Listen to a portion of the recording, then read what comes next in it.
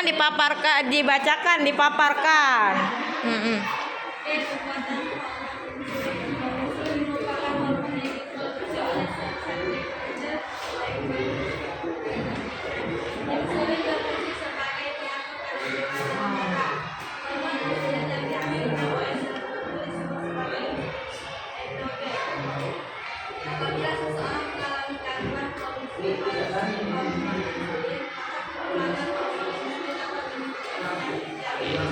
Kalau kalian paham tanpa lihat buku juga lebih bagus ya.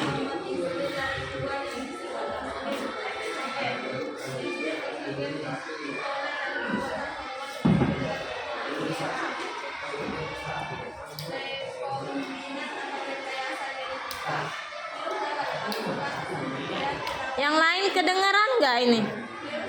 Sarin.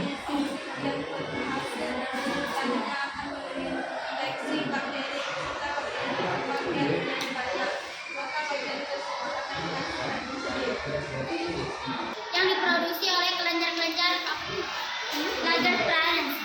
Langerhans pankreas. Pankreas. Sebagai pengatur kadar gula dalam hormon insulin yang dihasilkan oleh sel tubuh disebut sebagai insulin antogen. Apabila seseorang mengalami gangguan produksi hormon insulin, maka kekurangan hormon insulin dapat menyebabkan penyakit diabetes mellitus. Oleh karena itu diperlukan hormon insulin dari luar yang disebut dengan insulin eksogen. Insulin itu diperoleh dari pembuatan hormon insulin sebagai teknologi DNA, rekomendasi atau rekayasa genetik. Virus dapat memasukkan asam nukleat ke dalam sel inang. Virus yang telah disisipi gen penghasilan insulin selanjutnya akan menginfeksi bakteri. Ketika bakteri berkembang biak menjadi banyak, maka bakteri tersebut akan menghasilkan insulin. Terdapat 3 faktor utama yang ada di dalam DNA, yang itu pertama adalah vektor, merupakan pembawaan gen asing yang terdalam di dalam tubuh, yaitu sebagai berupa plasmid. Plasmid itu yang dimaksud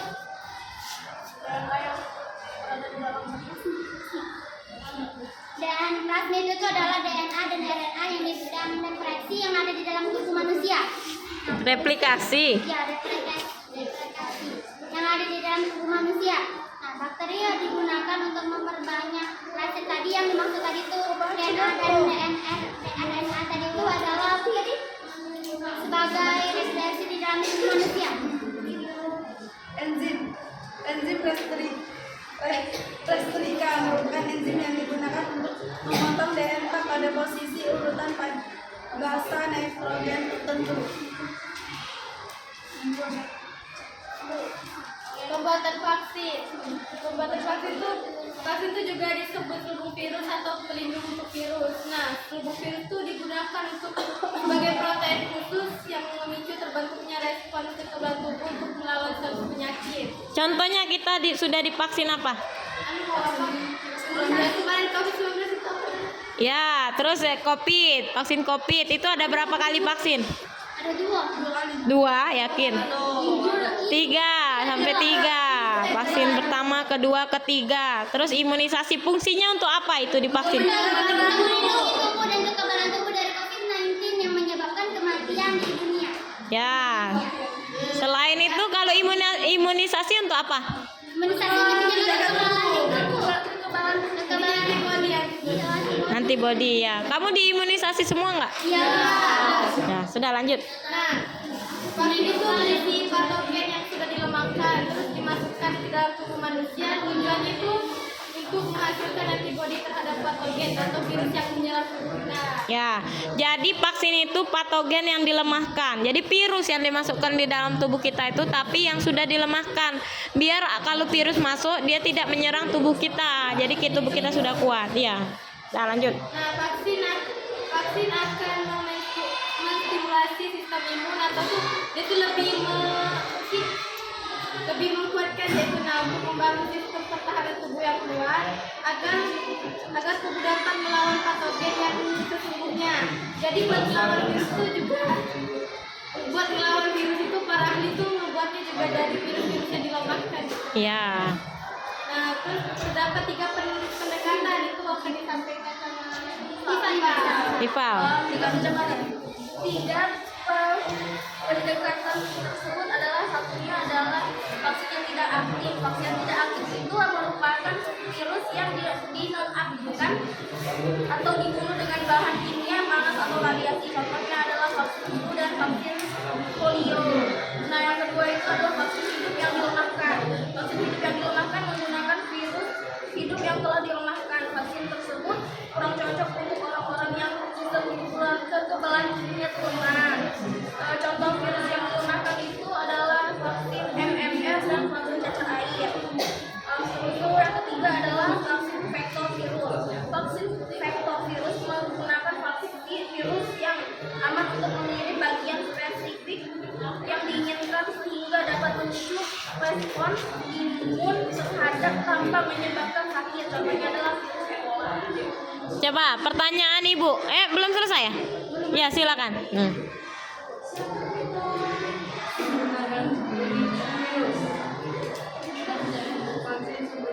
adalah yang hanya menggunakan jadi yang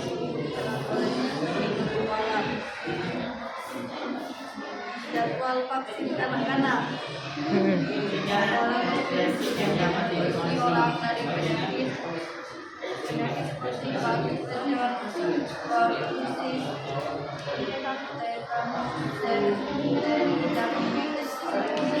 polusi, vaksin ini bisa menyerang menggunakan virus yang lemah pada reseptor.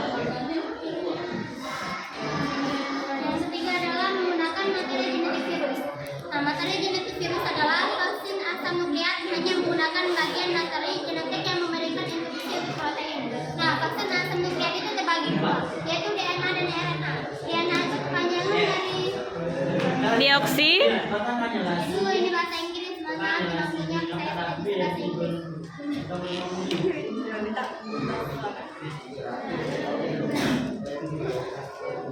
Ini adalah deoxyribonucleic acid sama RNA.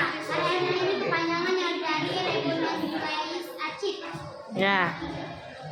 Kepanjangan dari itu vaksin asam nukleat menggunakan materi genetik atau yang disebut dari kuarsa sifat. Nah, kayak ini misalnya vaksin asam ini ceritanya banyak setiap manusia itu berbeda-beda kalau kan sifatnya itu tuh dari memang sifat-sifat dari ayah yang kita mungkin dari sesama yang kita juga itu ada yang disebut dari keturunan yang jadi kayak itulah.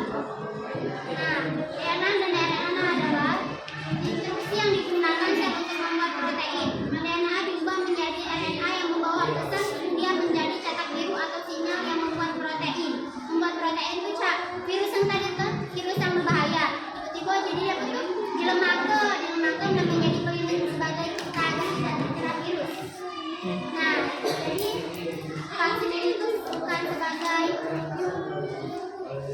apa tadi menyerang manusia juga atau tidak macam melindungi manusia juga seperti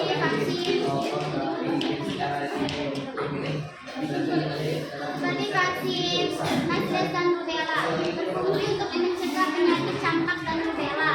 Yang kedua, vaksin hepatitis B yang berfungsi sebagai penyakit hepatitis yang menyerang organ hati. Vaksin varicella zoster berfungsi mencegah penyakit cacar air. Vaksin oral polio berfungsi mencegah sakit polio. Vaksin human papillomavirus berfungsi mencegah terjadinya kanker cervix, vulva dan vagina pada wanita serta kanker penis pada pria. Virus ini juga dapat menyebabkan kanker dubur, kanker tenggorokan serta kanker mulut dan kutil kelamin. Ya. Sudah? Ada pertanyaan nggak buat kelompok 2? Ada. Ya, silakan. Kelompok 3.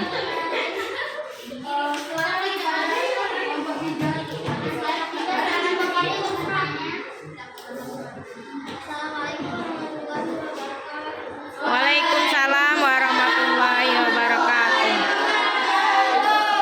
Kenalkan saya dari perwakilan kelompok 3 yang mengembalikan pertanyaan kepada kelompok 2. Di sini kan ada yang namanya vaksin vektor virus.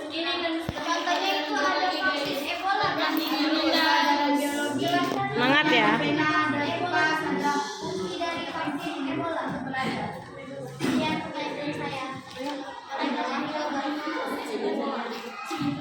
Ya, kasih tepuk tangan dulu buat Dera. Kamu nanya apa? Kelompok kamu nanya apa?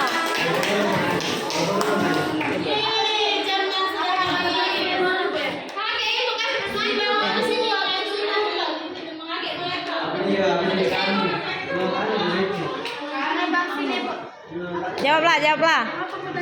Vaksin Ebola. Apa yang dimaksud vaksin Ebola? Tanyakan sama kelompoknya. Apa yang dimaksud vaksin Ebola? Fungsinya apa vaksin Ebola tadi?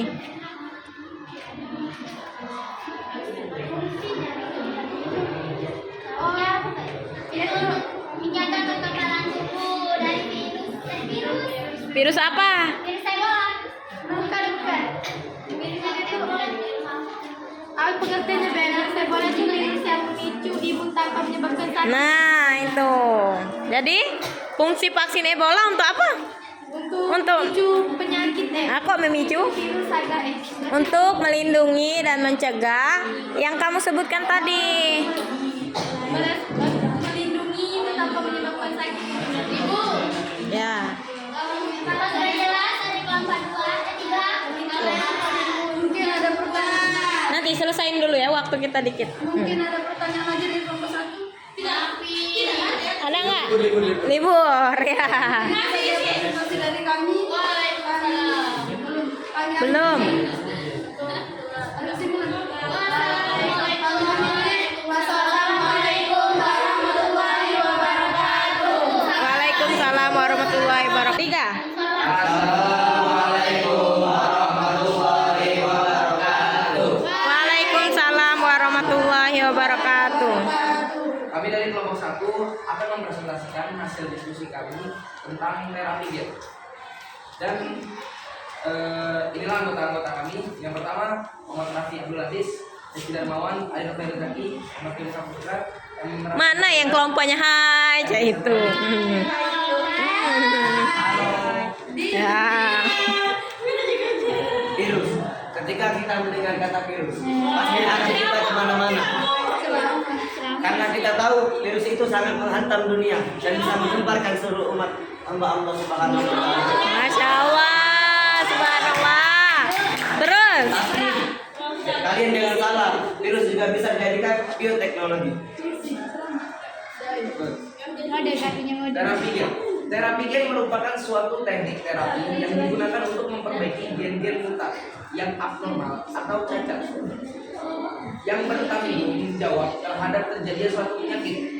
Terapi gen dilakukan dengan rekayasa genetika, yaitu memanipulasi gen-gen tertentu sehingga ekspresi gen dapat dikontrol dengan produknya dapat dimanfaatkan untuk tujuan tertentu. Produk rekayasa genetika pada teknologi terapi gen meliputi tahapan berikut. Yang pertama, isolasi gen target. Yang kedua, menyisipkan gen target vector transfer. Yang ketiga, untuk vektor dan transisi gen target ke organisme yang akan diterapi.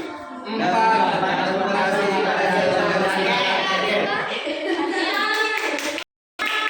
tangan dulu. Terus, Gen target yang telah diselipkan pada organisme yang diterapi tersebut diharapkan mampu menggantikan fungsi gen abnormal yang mengakibatkan penyakit pada penderita. Penyisipan gen pada terapi ini dapat menggunakan vektor virus. Selain itu, adenovirus merupakan vektor. Adenovirus merupakan vektor yang banyak digunakan.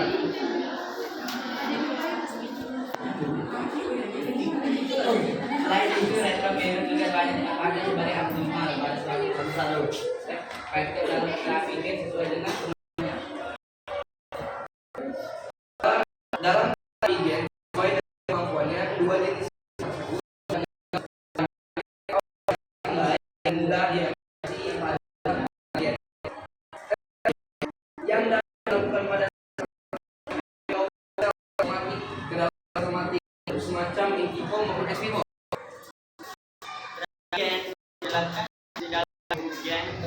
Gen terdapat ditransfer ke dalam jaringan tubuh atau organ melalui bantuan vektor.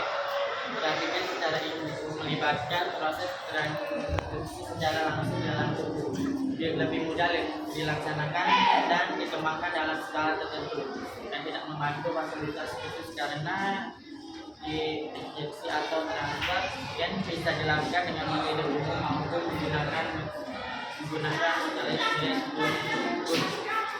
Terapi gen secara ex vivo dilakukan di luar tubuh. Tahapan secara ex vivo lebih kompleks dibandingkan secara in vivo karena terapi ini melibatkan transduksi di laboratorium dengan kondisi spesifik tertentu sehingga membutuhkan fasilitas laboratorium yang lebih lengkap. Sel di dalam tubuh yang bermasalah harus diekstrak atau dikeluarkan terlebih dahulu dari tubuh. Selanjutnya sel tersebut ditumbuhkan dalam media tertentu. Selanjutnya sel target diinfeksi dengan retrovirus. Apabila telah mendapatkan sel rekombinan, dilakukan seleksi dan uji sel. Jika hasil yang telah sesuai, maka sel akan ditumbuhkan hingga 100 miliar sel. Setelah itu sel rekombinan dimasukkan ke dalam tubuh. Ya, itu saja dan kesimpulannya adalah banyak orang di luar sana yang menganggap bahwa virus ini berdampak buruk bagi manusia dan itu selama tidak 100% benar karena virus bisa digunakan sebagai bioteknologi untuk mensejahterakan kehidupan manusia. Contohnya seperti tadi kita menggunakan terapi gen yang menggunakan dasar virus adeno dan retrovirus untuk bisa menyembuhkan penyakit, salah satunya adalah kanker. Dan ada yang ingin ditanyakan? Nggak ada yang bertanya. Ini kelompok ini macam-macam kanker banyak kan. Ada kanker apa? Ada kanker apa? Kanker botak. Yang penting jangan kantong kering ya. Buntu. Kantong kering. Ya.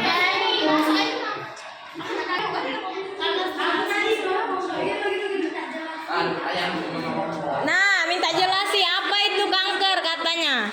Kanker adalah suatu penyakit. Jika Anda terpenyakit, Anda botak. Sudah hampir benar itu. Kanker itu suatu penyakit. Penyakit yang apa? Penyakit yang apa? Karena orang-orang kanker pada dasarnya dia ketika kanker dia akan Sulit disembuhkan. Katanya tuh rambut itu sebagai penghalang penyembuhan kanker. Jadi betul nggak ya? Apa? Saya pernah dengar gitu katanya tuh orang-orang yang terjangkit kanker tuh dia tuh rambutnya dibutakin tuh karena ini untuk membantu penyembuhan dari penyakitnya tersebut. Atau emang ada juga yang bilang kalau Rontok rambutnya kalau yang kanker tuh rontok yang banget. kanker tuh katanya dia tuh rambutnya rontok sendiri gitu. Iya, rontok sendiri. Badannya lebih ngurus. Karena sel imunnya sudah lemah, orang yang kanker itu sulit disembuhkan. Ya, melawannya ya harus meningkatkan sel imun. Itu tadi terapi gen, materi kelompok mereka terapi gen itu untuk menyembuhkan penyakit cacat ya itu. Nah, jadi dia apa tadi definisi terapi gen tadi? Definisi terapi gen, ayo. Terapi yang digunakan untuk memperbaiki gen-gen yang sudah cacat, namanya terapi gen. Macam-macam, kalau penyakitnya apa, virus yang diniketnya dengan virus apa gitunya, sama kayak kanker apa itu virus apa. Jadi dia tuh memanipulasi gen kayak itu untuk menghidupkan sel imunnya biar lebih kuat gitu ya. Nah, ada yang bertanya? Iya. Saya dari perwakilan dari kelompok sebenarnya kan biasanya mau penyakit kanker itu diterapi kan. Nah gunanya terapi itu apa? Nah, gunanya terapi jelas tadi. Ya, nggak apa-apa. Untuk memperbaiki gen yang rusak atau cacat. Iya, dengan cara menaikkan sel imunnya. Ini adalah solusi kita yang hidup di zaman modern. Apa lagi? Tanya ke sana. Lagi diskusi nih.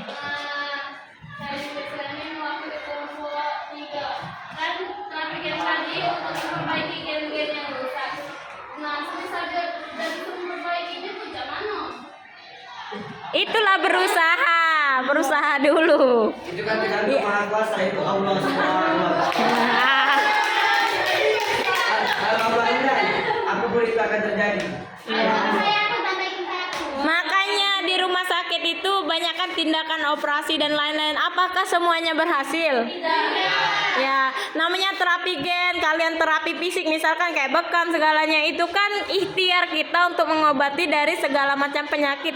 Tapi ingat satu hal, yang menyembuhkan cuma Allah. Kalau kata Allah belum sembuh, benar. Kita tuh harus mencukupi dua hal tersebut. Yang pertama usaha dan doa. Ya. Kalau nggak ada, ya berarti nggak bisa. Ya, tapi kalau kita sudah berikhtiar, kalau belum sembuhkan berarti sudah takdirnya kayak gitu ya. Ya, itu. Sudah selesai? Nah. Sebelangan. Keren ya kelompok ini memahami dia. Ya, terus lanjut. Mungkin hanya ini yang bisa kami sampaikan. Kurang dan lebihnya kami mohon maaf. Kepada Allah kami mohon ampun. Wassalamualaikum Warahmatullahi wabarakatuh. Waalaikumsalam warahmatullahi wabarakatuh. Kasih tepuk tangan dulu. 2, 3 tutup botol. Terus? Sekian. Sekian Bapak Bekasi, sekian terima kasih. Ya, sudah ya. Ya, tepuk tangan dulu. Nah, kayak gitu. Seru nggak diskusinya kayak gitu? Bentar, ada nggak Pak Lendi? Pak Lendi lah ada dari tadi. Itu nah Pak Lendi. Minggu depan aja lah kalian ya. Agak lama waktunya, kasihan dia. Oke, dia marah. Agak marah. Iya. Cepat. Nggak usah bertanya ya. Silakan. Cepatlah. Langsung. Minggu depan deh bertanyanya. 1, 2, 3. 1, 2, 3. Jangan dipotong-potong biar cepat ya. Cepat. 1, 2, 3. Assalamualaikum warahmatullahi wabarakatuh. Waalaikumsalam warahmatullahi wabarakatuh. Kami dari kelompok saya ingin mempresentasikan Hasil dari studi kami dari kelompok kami yaitu mengenai Virus analitik sebagai anti cacar dan pemberantasan hama tanaman. yang pertama itu adalah virus oncolytic sebagai anti kanker. Ini kamu. Jadi virus oncolytic itu adalah virus yang telah direkayasa genetiknya. Jadi virus ini dia tuh membunuh sel kanker, tetapi dia tidak membunuh sel normal pada tubuh kita.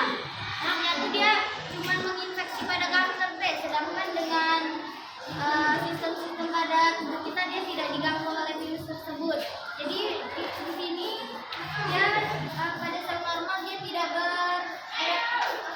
bereplikasi. Sedangkan dia hanya bereplikasinya pada sel kanker. Yang kedua, pemberantasan hama tanaman. Kau dibanyak gerak. Bacillus berasal dari kata bacillus yang berarti tongkat. Karena perhatikan jenis berbentuk batang minor itu digunakan sebagai pestisida. Karena virus tersebut menginfeksikan serangga yang semu akan menjadi pemati bagi tanaman. Misalnya kecoa dan misalnya juga kupu-kupu, kumbang, semut dan belalang. panjang-panjang. Dan ini gambarnya. Jadi pemberantasan hama tanaman ini dia tuh virusnya yang dia infeksi pada tumbuhan yang biasa menjadi hama bagi tanaman. Jadi dia tuh hanya menginfeksi pada misalnya kecoa, kan kecoa itu kan banyak di tempat-tempat yang ya pastilah banyak virusnya kan. Ada juga lalat itu juga diinfeksi oleh virus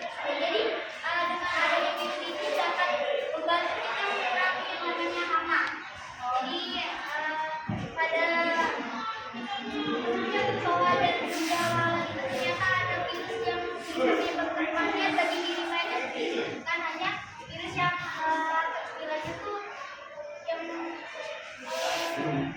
hewan ini ya misalnya cowok itu kan dia membawa virus bagi kita. Ternyata dia itu juga ada virus yang juga menyebabkan kematian bagi si cowok. Ya. Intinya aja langsung hitungan. Nanti minggu depan dilanjut lagi ya. Sudah selesai, tutup lalu.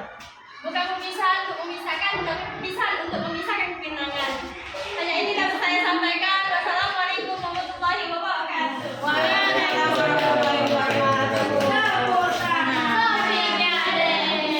Makasih ya. Sampai jumpa di minggu depan.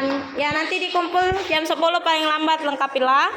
Ibu akhiri ya. Wassalamualaikum warahmatullahi wabarakatuh.